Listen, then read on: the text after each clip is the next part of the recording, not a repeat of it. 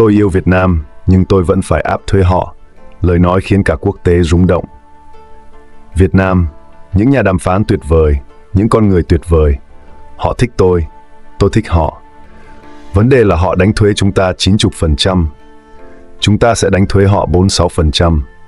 Chính câu nói của Trump đã khiến cả thị trường chứng khoán Việt Nam lao dốc, đe dọa nền kinh tế của nước ta trong năm 2025. Một trong những khái niệm được cho là nóng nhất trong kinh tế toàn cầu năm 2025, đó chính là thuế quan. Tổng thống Donald Trump từng tuyên bố rằng thuế quan là từ ngữ đẹp nhất trong từ điển, còn đẹp hơn cả tình yêu là một bản nhạc du dương với tai tôi. Trong khi đó, phần lớn các nhà kinh tế lại cho rằng thuế quan làm giảm hiệu quả của nền kinh tế và gây ra những tổn thất vô ích. Trong suốt hàng trăm năm qua, từ các nhà kinh tế học, chính trị gia cho đến người dân thường, thái độ đối với thuế quan luôn chia thành hai phe rõ rệt và không ngừng tranh cãi. Một khái niệm tưởng chừng đơn giản như vậy, nhưng khi đặt vào bức tranh kinh tế vĩ mô phức tạp, lại có thể gây ra những phản ứng dây chuyền rất khó lường. Vậy, trong cuộc chơi giữa các quốc gia, thuế quan thực sự đóng vai trò gì? Chiến lược áp dụng thuế quan như thế nào mới là tối ưu? Và xét cho cùng, thuế quan là tốt hay xấu đối với một quốc gia? Khi chúng ta có một góc nhìn toàn diện hơn, lội ngược dòng lịch sử để xem xét quá trình hợp tan của thương mại toàn cầu suốt 300 năm qua, có lẽ mỗi người sẽ tự đưa ra cho mình một vài nhận định riêng. Video này sẽ cho bạn hiểu toàn bộ kiến thức về thuế quan. Hãy cùng bắt đầu ngay nhé! Triết lý nhân sinh. Mến chào quý vị khán thính giả đang theo dõi chương trình trên kênh Triết lý nhân sinh. Trước tiên, hãy cùng hình dung về khái niệm thuế quan qua một ví dụ đơn giản. Giả sử có một quốc gia tên là Trà Đào, nằm cạnh một quốc gia khác có thế mạnh sản xuất sữa bột, gọi là sữa bò. Quốc gia Trà Đào phải nhập khẩu một lượng lớn sữa từ quốc gia sữa bò. Trong điều kiện bình thường, một thùng sữa bột được bán với giá 100 đồng. Nhưng ngày nọ, chính phủ Trà Đào quyết định áp thuế nhập khẩu 20% lên mặt hàng sữa bột. Kể từ đó, mỗi khi doanh nghiệp nhập khẩu một thùng sữa bột từ sữa bò, họ phải nộp cho chính phủ Trà Đào 20 đồng thuế. Để đảm bảo lợi nhuận, các nhà nhập khẩu buộc phải nâng giá bán lên thành 120 đồng mỗi thùng cho người tiêu dùng. Đó chính là cách mà thuế quan vận hành ở mức cơ bản nhất.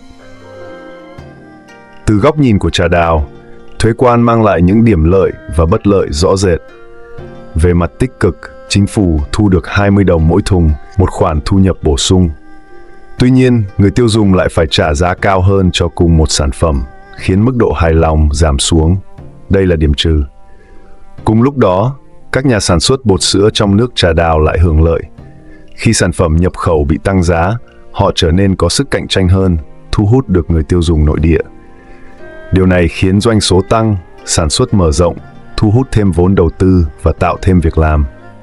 Những điểm cộng đáng kể, đây chính là hình thức đơn giản nhất của cơ chế thuế quan và tác động trực tiếp của nó. Một ví dụ cụ thể là vào năm 2018, Donald Trump áp thuế từ 20% đến 50% lên máy giặt nhập khẩu, chủ yếu để bảo vệ các hãng nội địa như Whirlpool hay GE trước sức ép từ các thương hiệu nước ngoài như Samsung, LG hay Haier. Trong đó, trong 3 năm tiếp theo, chính phủ Mỹ thu được khoảng 1 tỷ đô la từ chính sách này. Giá máy giặt tăng khoảng 34% trong năm tiếp theo, trong khi các thiết bị gia dụng khác chỉ tăng khoảng 2-3%, tức là máy giặt tăng nhanh hơn trung bình ngành khoảng 10%. Đáng chú ý, không chỉ máy giặt nhập khẩu từ Hàn Quốc hay Trung Quốc tăng giá, mà cả máy giặt sản xuất tại Mỹ cũng tăng theo, thậm chí cả giá máy sấy cũng tăng. Và tất nhiên, người tiêu dùng Mỹ chính là bên phải gánh khoản tăng giá này. Về phía việc làm, các hãng như Samsung và LG đã tăng sản xuất trong các nhà máy tại Mỹ để đối phó với thuế quan. Các công ty Mỹ như Whirlpool cũng mở rộng quy mô sản xuất. Theo ước tính, tổng cộng đã tạo thêm khoảng 2.000 việc làm. Nhìn lại, những gì xảy ra về cơ bản phù hợp với phân tích lý thuyết ban đầu. Chính phủ và nhà sản xuất được lợi, còn người tiêu dùng chịu thiệt. Đây chỉ là một ví dụ nhỏ, nhưng nó phản ánh rất rõ ràng hậu quả trực tiếp của thuế quan. Một bên được cải thiện, bên còn lại chịu thiệt hại. Từ đó, ta có thể thấy rằng thuế quan về bản chất chính là sự đánh đổi giữa tiêu dùng và việc làm. Khi một ngành bị đánh thuế nhập khẩu cao, khi hiệu quả tiêu dùng bị hy sinh để bù đắp lợi ích cho ngành sản xuất trong nước và trong ngân sách nhà nước, một nhóm người được hưởng lợi, trong khi một nhóm khác bị thiệt. Và như vậy, câu hỏi lớn được đặt ra là, xét trên tổng thể quốc gia, thuế quan rốt cuộc khiến quốc gia đó trở nên tốt hơn hay tệ đi? Câu hỏi này chính là một trong những bài toán mà mọi chính phủ đều phải đối mặt. Quyết định có nên áp thuế quan với nước ngoài hay không là một vấn đề then chốt. Và để hiểu được điều này, trước hết, tôi nghĩ là chúng ta cần nắm sơ qua một mô hình kinh tế học kinh điển. Quay trở lại với ví dụ về quốc gia trà đào. Khi chưa có thuế quan, tổng thặng dư, tức là tổng lợi ích của xã hội, được biểu thị bằng một điện tích nhất định trong biểu đồ. Nhưng khi áp thuế, khi điện tích đó bị thu hẹp, mất đi hai phần hình tam giác nhỏ. Phần tổn thất này chính là thiệt hại về hạnh phúc chung của toàn xã hội và được gọi bằng thuật ngữ tổn thất vô ích. Nghe thì có vẻ hơi khó hiểu đúng không? Vậy thì tôi sẽ giải thích kỹ hơn. Tóm lại, điều rút ra từ mô hình này là khi áp thuế, người tiêu dùng bị thiệt, chính phủ và nhà sản xuất được lợi, nhưng tổng thể toàn xã hội bị giảm hiệu quả, gây tổn thất vô ích. Theo đó, thương mại tự do được xem là mang lại hiệu quả cao nhất. Còn thuế quan, trợ cấp hay các rào cản khác đều bị xem là kém hiệu quả, làm giảm tổng lợi ích xã hội. Nếu cứ theo sát mô hình lý thuyết ấy, thì có vẻ như thuế quan luôn gây tổn hại và chính phủ chẳng bao giờ nên áp dụng. Nhưng thực tế không đơn giản và lý tưởng như vậy. Ngoài mô hình, thuế quan trong thực tế còn mang lại nhiều tác động phụ mà lý thuyết không tính đến. Trước tiên, thuế quan có thể bảo vệ sự phát triển của ngành công nghiệp trong nước. Người đầu tiên nêu ra lý thuyết này là Alexander Hamilton, Bộ trưởng Tài chính đầu tiên của Mỹ vào thế kỷ 18.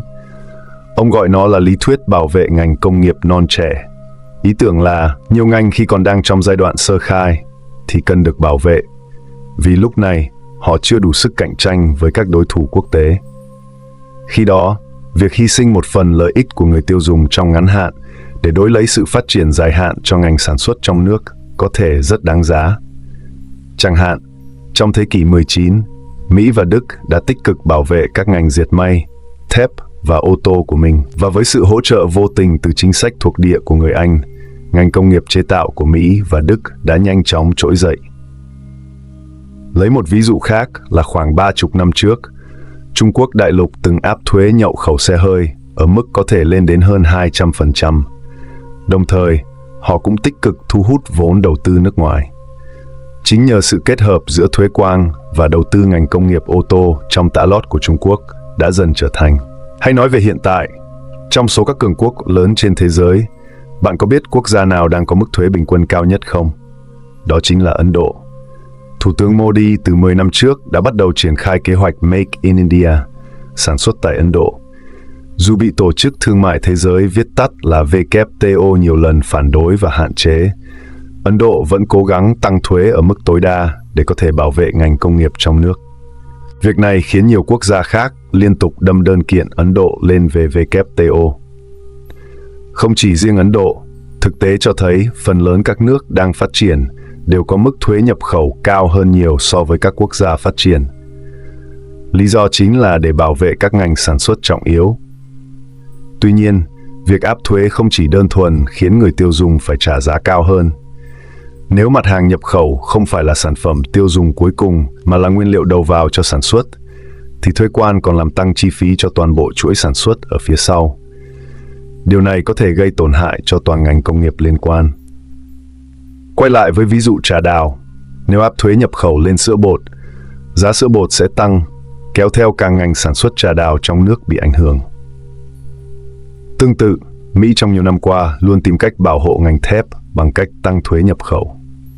Vào năm 2018, Tổng thống Trump đã áp thuế 25% lên thép và 10% lên nhôm. Điều này giúp ngành sản xuất thép trong nước có thêm cơ hội thở, nhưng cũng khiến giá thép tăng vọt, ảnh hưởng nghiêm trọng đến các ngành sản xuất phụ thuộc vào thép như ô tô và máy móc. Các công ty lớn như General Motors, Ford hay Caterpillar đều bị ảnh hưởng tiêu cực. CEO của Ford thậm chí đã từng công khai thừa nhận rằng thuế quan đối với thép khiến họ bị thiệt hại ít nhất 1 tỷ đô. Chính vì vậy, nhà kinh tế học nổi tiếng John Maynard Keynes từng đưa ra một đề xuất thực tế rằng nếu buộc phải áp thuế thì chỉ nên áp lên sản phẩm hoàn thiện, tránh đánh thuế lên nguyên liệu thô nhằm bảo vệ phần còn lại của chuỗi sản xuất trong nước. Tác động tiếp theo của thuế quan lần này là một điểm cộng. Đó là thường nhận được sự ủng hộ nhất định từ phía công chúng. Phần lớn người dân trong tiềm thức thường có cảm giác rằng việc nhập khẩu hàng hóa chẳng khác gì để tiền chảy ra nước ngoài, là lợi nhuận chảy máu, và điều đó khiến họ cảm thấy bất an. Vì vậy, việc chính phủ tăng thuế nhập khẩu để bảo vệ ngành sản xuất trong nước thường nhận được sự tán thành từ một bộ phận không nhỏ trong xã hội. Tác động chính của việc tăng thuế quan cũng là điều rất đáng quan tâm. Một hiện tượng khá thú vị cần được phân tích kỹ hơn là vai trò của các bang dao động. Tức những bang mà có kết quả bầu cử không cố định, có thể nghiêng về bất kỳ đảng nào trong các kỳ bầu cử của Tổng thống Mỹ. Những bang này có một số ngành công nghiệp chủ chốt và công đoàn trong các ngành đó có ảnh hưởng rất lớn đến kết quả bầu cử tại bang. Do đó, các công đoàn tại những bang dao động này lại gián tiếp tác động mạnh đến các quyết sách của chính phủ liên bang. Vì vậy, nếu để ý kỹ, ta sẽ thấy nhiều chính sách thuế quan của Mỹ thực chất là đang nhắm đến việc bảo vệ lợi ích cho các ngành công nghiệp trọng điểm tại các bang dao động. Lấy ví dụ cụ thể như, trong nhiệm kỳ đầu tiên của Donald Trump, một chính sách thương mại nổi bật là việc tăng thuế nhập khẩu đối với thép và nhôm. Mà trùng hợp thay, bang Pennsylvania, nơi có thành phố Pittsburgh nổi tiếng với biệt danh thành phố thép, chính là một trong những bang chiến địa then chốt nhất trong các kỳ bầu cử gần đây. Cần biết rằng, công đoàn ngành thép Mỹ có quy mô cực kỳ lớn, với hơn 1,2 triệu thành viên và đặt trụ sở chính tại bang Pennsylvania. Chỉ vài năm trước, khi công ty Nixon Steel của Nhật chuẩn bị mua lại tập đoàn thép Hoa Kỳ US Steel, công đoàn ngành thép đã lập tức phản đối kịch liệt và tiến hành vận động hành lang. Kết hợp với những lo ngại về an ninh quốc gia, đến ngày 3 tháng 1 năm nay, Tổng thống Joe Biden đã ký sắc lệnh hành pháp ngăn chặn thương vụ mua bán đó. Không chỉ Trump, mà trước đó các tổng thống như George W. Bush, Jimmy Carter hay Ronald Reagan cũng từng áp dụng những chính sách bảo hộ tương tự. Dĩ nhiên, không thể khẳng định rằng tất cả những quyết sách đó đều là do sức ép của công đoàn. Nhưng có thể thấy rõ rằng các ngành công nghiệp tại bang dao động đóng vai trò rất lớn trong việc định hình chính sách thương mại và thuế quan của Mỹ. Điều thú vị hơn là các quốc gia khác cũng nắm được điểm yếu này của Mỹ và họ sẵn sàng rắc muối vào vết thương. Khi Trump áp thuế đối với thép và nhôm năm 2018, Canada đã lập tức phản ứng bằng cách công bố kế hoạch đánh thuế trả đũa lên số hàng hóa trị giá 12,5 tỷ đô la của Mỹ. Tuy nhiên, ban đầu Canada chưa tiết lộ sẽ đánh thuế lên những mặt hàng cụ thể nào. Họ chỉ tuyên bố rằng sẽ xem xét và công bố sau. Vài ngày sau, danh sách trừng phạt được công bố. Và thật bất ngờ, trong số đó toàn những mặt hàng tưởng chừng chẳng liên quan gì đến thép hay nhôm như sốt cà chua, nước cam, giấy vệ sinh, sốt mayonnaise. Nhưng nếu quan sát kỹ, ta sẽ thấy ẩn sau danh sách ấy là cả một chiến lược chính trị sắc sảo. Heinz, thương hiệu sốt cà chua nổi tiếng, đặt trụ sở tại bang Pennsylvania. Nước cam chủ yếu được sản xuất ở Florida, một bang chiến địa khác. Giấy vệ sinh và sốt mayonnaise thì chủ yếu đến từ Wisconsin, cũng là một bang swing state trong bầu cử Mỹ. Rõ ràng, Canada đã lựa chọn những sản phẩm tiêu biểu của các bang dao động quan trọng để áp thuế trả đũa, nhằm thẳng vào những điểm yếu chính trị của Mỹ. Và quả nhiên, chiến lược này có hiệu quả. Chỉ một năm sau, Mỹ đã phải ngồi lại đàm phán với Canada và đi đến quyết định gỡ bỏ thuế quan đối với thép nhập khẩu từ nước này. Cả hai bên cũng nhanh chóng đạt được một thỏa thuận thương mại Bắc Mỹ phiên bản mới. Và hiệp định USMCA, tức Hiệp định Thương mại Mỹ-Mexico-Canada, chính là kết quả của những đợt ăn miếng trả miếng về thuế quan mà chúng ta vừa nhắc đến. Bạn thấy đấy, chúng ta đã bàn rất nhiều về ảnh hưởng của thuế quan đối với quốc gia áp dụng nó, có mặt lợi, có mặt hại. Nhưng khi đặt trong bối cảnh quốc tế, đối với quốc gia bị áp thuế hay đối thủ trong cuộc chơi thương mại, thì ảnh hưởng gần như chắc chắn là tiêu cực. Nói cách khác, việc thuế quan có giúp chính quốc gia áp dụng nó hay không còn chưa chắc. Và chính yếu tố gây tổn hại này lại có thể trở thành một lợi thế lớn. bởi vì thuế quan còn là một con bài mặc cả vô cùng quan trọng trong đàm phán. Nếu một quốc gia không chịu nhượng bộ, không chịu đồng ý với các điều kiện đưa ra, thì quốc gia kia có thể dùng đòn thuế quan để làm khó, tạo áp lực khiến đối phương ngồi vào bàn đàm phán. Bạn không nghe lời, tôi sẽ đánh vào ngành xuất khẩu của bạn. Bạn không thay đổi thái độ, tôi sẽ khiến nền kinh tế của bạn cảm thấy đau đớn. Trump là người cực kỳ thích sử dụng chiến thuật này. Không rõ ông có phải là thiên tài kinh tế hay không, nhưng về mặt đàm phán thì có thể xem như một chiến lược gia cao tay. Bạn còn nhớ việc ông dọa rút khỏi Tổ chức Y tế Thế giới, viết tắt là WHO không? Mục tiêu chưa chắc là rút thật, mà là tạo áp lực để đàm phán lại một thỏa thuận mới. Năm 2017, ông Trump tuyên bố muốn rút khỏi NAFTA, Hiệp định Thương mại Tự do Bắc Mỹ, và áp thuế quan lên hàng hóa từ Canada. Động thái này khiến Canada phải phản ứng và trả đũa, như chúng ta đã phân tích ở phần trước. Nhưng sau đó, hai bên đã quay lại bàn đàm phán và cuối cùng đã được thỏa thuận USMCA mới với nhiều điều khoản có lợi hơn cho Mỹ, đặc biệt là trong các lĩnh vực ô tô và nông nghiệp. Gần đây, Trump lại tiếp tục tung chiêu, tuyên bố có thể áp thuế 25% lên hàng hóa từ Canada và Mexico. Không rõ ông thực sự định làm thế hay chỉ là diễn để gây áp lực, nhưng rõ ràng đó là một chiến thuật đàm phán rất quyết liệt và hiệu quả. Tuy nhiên, khi một quốc gia sử dụng thuế quan như một công cụ gây áp lực, thì điều không thể tránh khỏi là bên kia cũng sẽ phản ứng, và chi phí của các đòn phản công đó thường rất lớn và không thể dự đoán. Lấy một ví dụ điển hình như năm 1963 giữa Mỹ và Tây Đức xảy ra cuộc chiến tranh gà Chicken War. Lúc đó, Mỹ xuất khẩu rất nhiều gà sang châu Âu, khiến nông dân nuôi gà ở Tây Đức phẫn nộ. Kết quả là Liên minh châu Âu áp thuế 40% lên gà Mỹ, khiến kim ngạch xuất khẩu gà Mỹ sang châu Âu rớt từ 50 triệu đô xuống chỉ còn 20 triệu đô trong vòng một năm. Mỹ lập tức trả đũa bằng cách áp thuế 25% lên các dòng xe tải nhẹ nhập khẩu từ châu Âu, gây thiệt hại nặng cho các hãng xe như Volkswagen. Kết cục là cả hai bên đều bị thiệt hại. Giá xe tải ở Mỹ tăng, giá gà ở châu Âu cũng tăng. Người tiêu dùng hai bên là những người cuối cùng phải gánh hậu quả. Người hưởng lợi chỉ là các trang trại gà ở châu Âu và các hãng xe tải Mỹ. Một lợi ích khác của thuế quan mà Trump thường nhấn mạnh là khả năng giúp giảm thâm hụt thương mại. Trên lý thuyết, điều này là đúng. Khi thuế nhập khẩu tăng, nhập khẩu sẽ giảm, kéo theo thâm hụt thương mại thu hẹp. Tuy nhiên, hầu hết các chính sách thuế quan hiện tại đều nhắm vào những nhóm hàng hóa rất cụ thể như máy giặt, sữa bột hay thép. Và tổng giá trị của các mặt hàng này thường quá nhỏ để có thể tác động lớn đến cán cân thương mại tổng thể. Còn nếu áp thuế trên diện rộng như ông Trump từng tuyên bố, tức là thuế với tất cả mọi người, mọi mặt hàng, thì hậu quả sẽ không chỉ là giá của một vài loại hàng hóa tăng, mà có thể ảnh hưởng tới toàn bộ mặt hàng giá cả trong nước, cấu trúc ngành công nghiệp và dẫn đến các hoạt động trả đũa quy mô lớn từ các quốc gia khác nhau. Chưa kể một yếu tố quan trọng nữa mà chúng ta chưa đề cập là tỷ giá hối đoái. Những yếu tố như biến động tiền tệ có thể làm thay đổi hoàn toàn cục diện, khiến các tác động dự kiến của thuế quan trở nên khó đoán trong dài hạn. Cuối cùng, có lẽ bạn cũng từng tự hỏi tại sao Mỹ lại luôn duy trì một mức thâm hụt thương mại lớn và kéo dài như vậy. Phải chăng vì Mỹ quá giàu, hay vì hàng hóa nước khác quá rẻ, hay đơn giản là vì người Mỹ tiêu quá nhiều? Thật ra, vấn đề này phức tạp hơn nhiều so với những gì ta tưởng tượng. Có lẽ ta nên dành nó trong một cuộc trò chuyện khác, khi ta có thể đi sâu hơn vào bản chất của thương mại toàn cầu và dòng chảy tài chính quốc tế.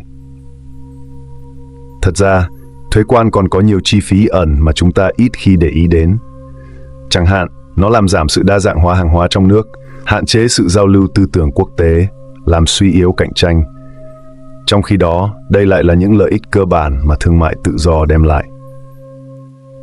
Nếu chúng ta nhìn lại bảng phân tích ưu và nhược điểm của thuế quan từ đầu đến giờ, thì có thể thấy rằng khi kết hợp các yếu tố thực tế, bức tranh toàn cảnh sẽ rõ ràng hơn. Hiện nay, trong giới kinh tế học có một sự đồng thuận khá phổ biến rằng nếu một quốc gia áp dụng thuế quan một cách tràn lan, không phân biệt đối tượng hay thời điểm, thì điều đó gần như chắc chắn sẽ gây tổn hại cho nền kinh tế. Tuy nhiên, nếu thuế quan được áp dụng đúng nơi, đúng lúc, chẳng hạn để bảo vệ các ngành công nghiệp mới, tạo thêm việc làm, thì về dài hạn, nó có thể mang lại lợi ích. Vì vậy, thuế quan không phải là một công cụ mà ta có thể đánh giá đơn giản là tốt hay xấu. Nó là một con dao hai lưỡi. Chính vì thế, khi ông Trump tuyên bố áp thuế lên hàng hóa nhập khẩu từ Canada, Mexico và toàn bộ các nước khác, thậm chí là áp thuế cả chim cánh cụt, thì nhiều nhà kinh tế học đã lên tiếng phản đối. Một trong số đó là Paul Krugman, nhà kinh tế học nổi tiếng đoạt giải Nobel nhờ những đóng góp trong lý thuyết thương mại quốc tế. Ông cho rằng kiểu áp thuế quy mô lớn không phân biệt này sẽ gây tổn hại nghiêm trọng cho nền kinh tế Mỹ. Ông thậm chí nói thẳng, "It doesn't make any sense", hoàn toàn không hợp lý. Dù vậy, Krugman cũng thừa nhận rằng tôi chỉ phân tích dưới góc độ kinh tế học, còn Tổng thống Trump có thể có những cân nhắc chính trị, chiến lược mà tôi không biết, nên tôi cũng khó đánh giá.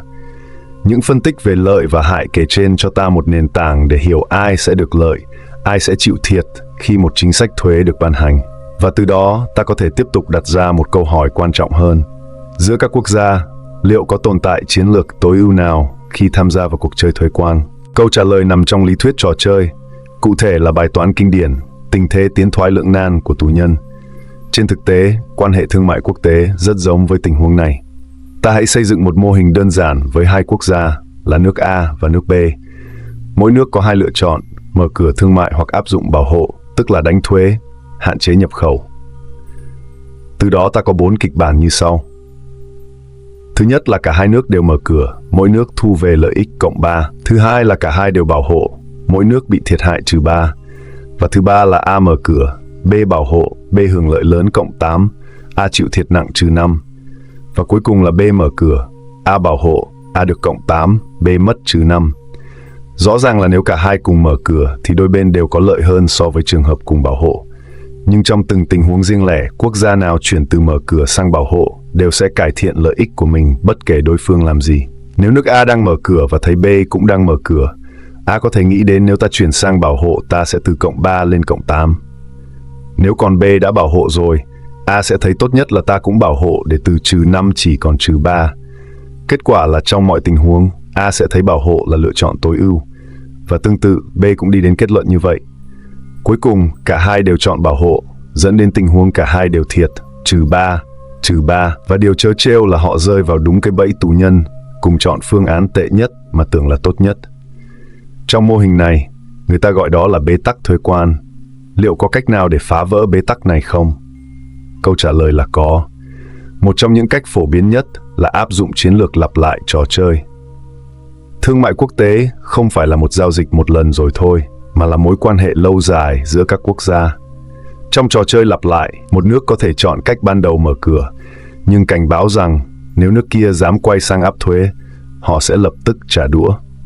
Điều này buộc đối phương phải cân nhắc kỹ, vì biết rằng sự phản công sẽ đến nhanh chóng.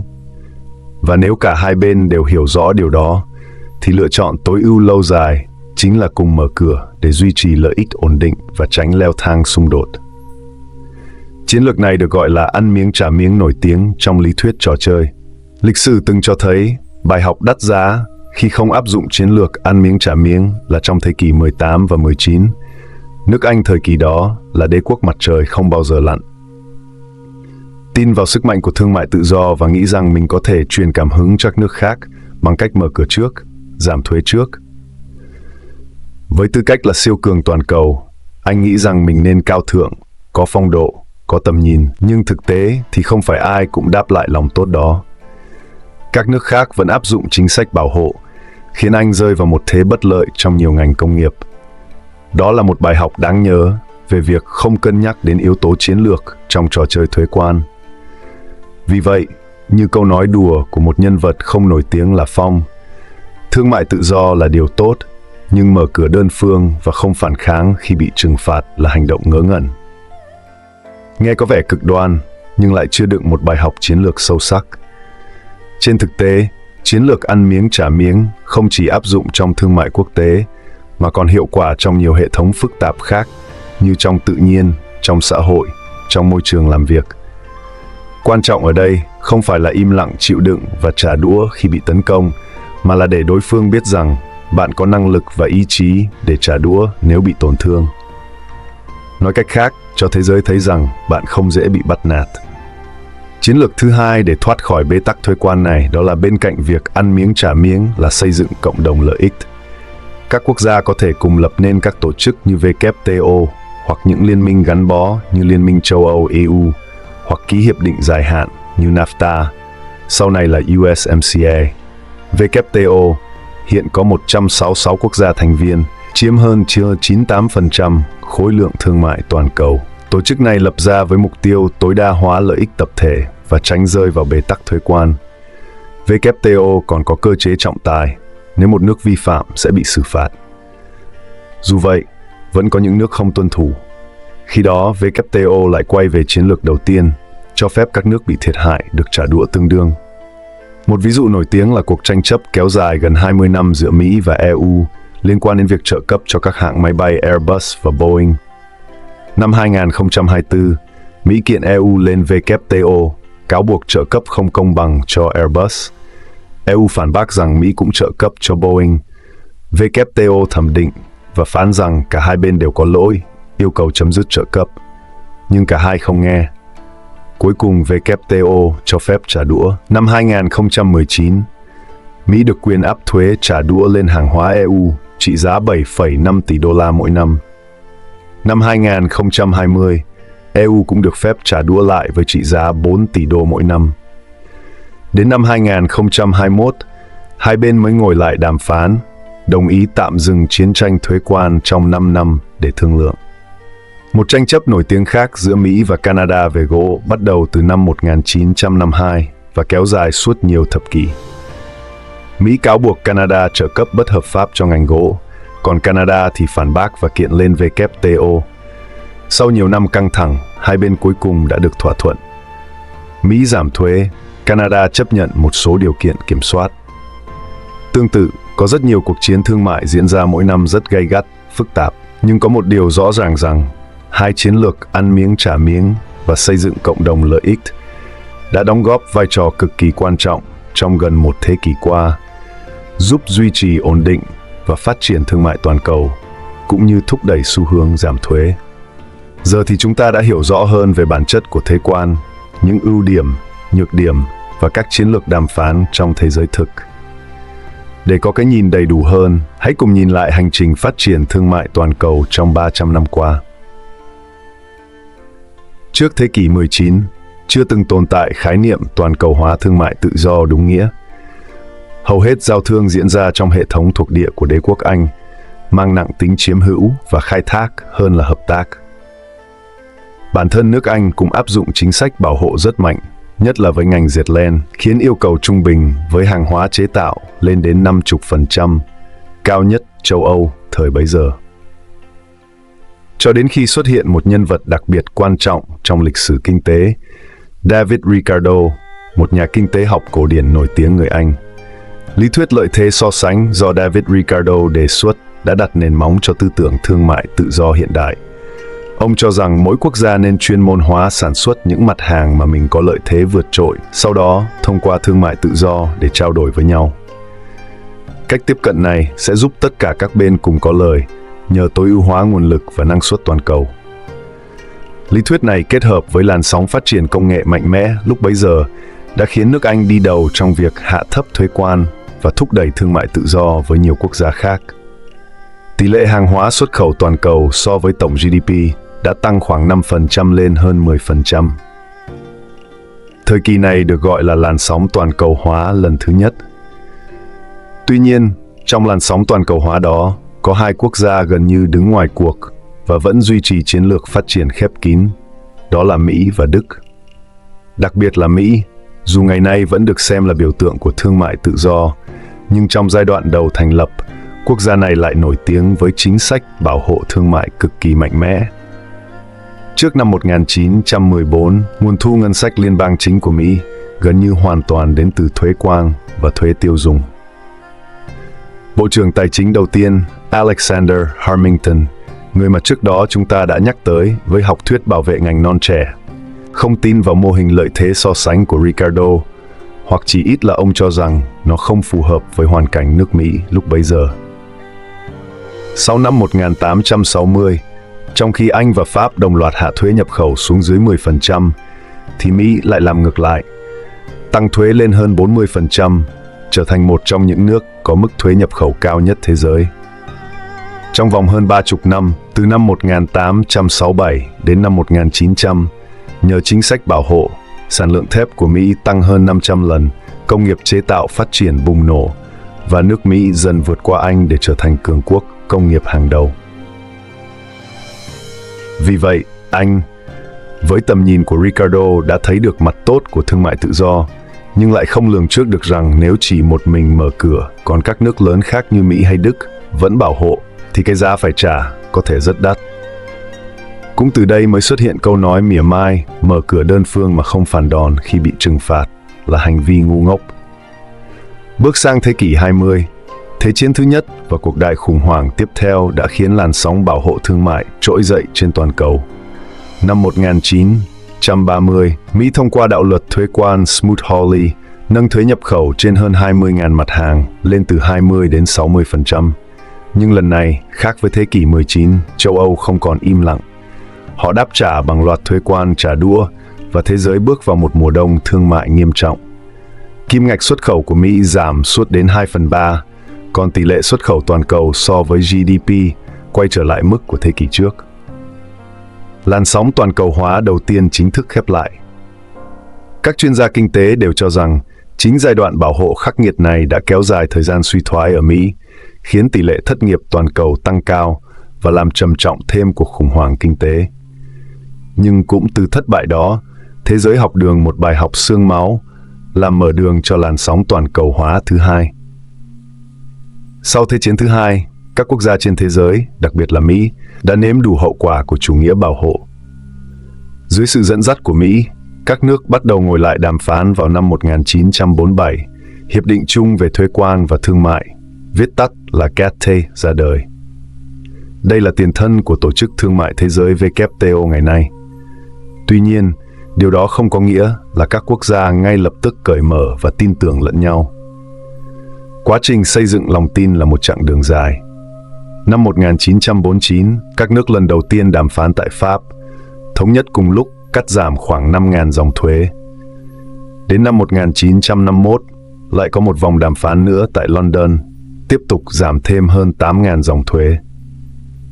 Niềm tin cứ thế được tích lũy và tới những năm 1960, các quốc gia bắt đầu mở cửa nhiều hơn. Nhưng ngay khi quá trình toàn cầu hóa đang tiến triển tốt, thì lại xảy ra cuộc chiến gà giữa Mỹ và Tây Đức mà chúng ta đã nhắc đến trước đó, cho thấy con đường tiến tới thương mại tự do không hề bằng phẳng. Dù vậy, tiến trình toàn cầu hóa vẫn tiếp tục. Mức thuế quan trung bình trong GATT vào năm 1947 là khoảng 22%. Qua nhiều vòng đàm phán, đến những năm 1960, giảm còn 15% và đến năm 2000 chỉ còn khoảng 5%. Tỷ trọng xuất khẩu trong GDP toàn cầu cũng tăng đều, từ 5% lên 25% trong 60 năm. Đi kèm với sự tăng trưởng mạnh mẽ của GDP toàn cầu, thế giới bước vào một thời kỳ hoàng kim của toàn cầu hóa. Tuy nhiên, trong 10 năm trở lại đây, nhiều biến động lớn như Brexit, các chính sách áp thuế của Mỹ, cuộc chiến thương mại Mỹ-Trung đã báo hiệu một làn sóng mới, chủ nghĩa bảo hộ quay trở lại. Đặc biệt, sau đại dịch COVID-19, nhiều quốc gia, dù là chủ động hay bị động, đều bắt đầu đề cao chủ nghĩa dân tộc kinh tế, kêu gọi sản xuất nội địa, bảo vệ ngành công nghiệp trong nước. Tâm lý bảo hộ trở nên mạnh mẽ hơn bao giờ hết. Nhìn lại toàn bộ nội dung hôm nay, là từ cơ chế hoạt động của thuế quan, lợi ích và tổn thất, đến chiến lược phản ứng của các quốc gia, ta có thể thấy rõ ràng rằng trong bối cảnh toàn cầu hóa và cạnh tranh gay gắt, một quốc gia nếu bị áp thuế mà không đáp trả, thì chắc chắn sẽ bất lợi trong dài hạn. Tâm lý bảo hộ có tính lây lan rất mạnh, và một khi lan rộng, nó rất khó bị đảo ngược trong ngắn hạn. Tổ chức WTO vốn đứng vai trò quan trọng trong việc duy trì trật tự thương mại quốc tế, giờ đây cũng đang đối mặt với khủng hoảng sâu sắc. Cơ chế giải quyết tranh chấp của tổ chức này đang dần bị tê liệt.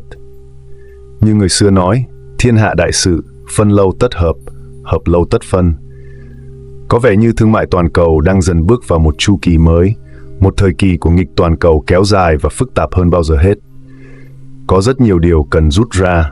Nếu bạn thấy video này trên kênh Triết lý nhân sinh có giá trị, vui lòng để lại nhận xét bên dưới và đừng quên thích, chia sẻ và đăng ký kênh YouTube của Triết lý nhân sinh để biết thêm những bài học ý nghĩa hơn. Cảm ơn bạn đã tham gia cùng Triết lý nhân sinh trên hành trình hướng tới việc giác ngộ và nghệ thuật của lòng trắc ẩn. Hẹn gặp lại bạn vào những video tiếp theo trên kênh Triết lý nhân sinh. Thân ái!